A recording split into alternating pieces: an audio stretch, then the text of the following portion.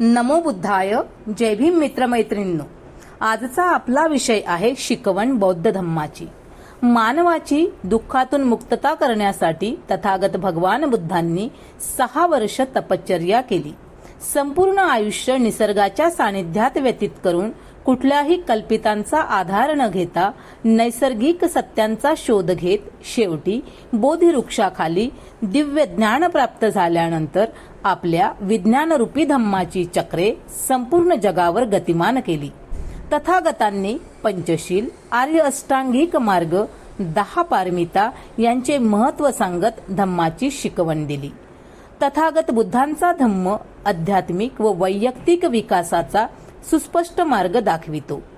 तथागत बुद्धांचा धम्म करुणा, सहनशीलता व न्याय यावर जोर देतो. या धम्मात अंधविश्वास व अविचार यांना थारा नाही. आपल्या कर्माचे उत्तरदायित्व आपणच आहोत याची जाणीव करून देतो. त्वरित परिणामांपर्यंत हा धम्म पोहोचवितो व त्याचा अनुभव करवितो. आपल्या स्वयंशिक्षणामध्ये हा धम्म प्रश्न विचारण्याची व निरीक्षणाची मोकळीक देतो. धम्म जात वर्ण न मानता विश्वातील सर्व प्राणीमात्रांना समानतेची वागणूक देतो.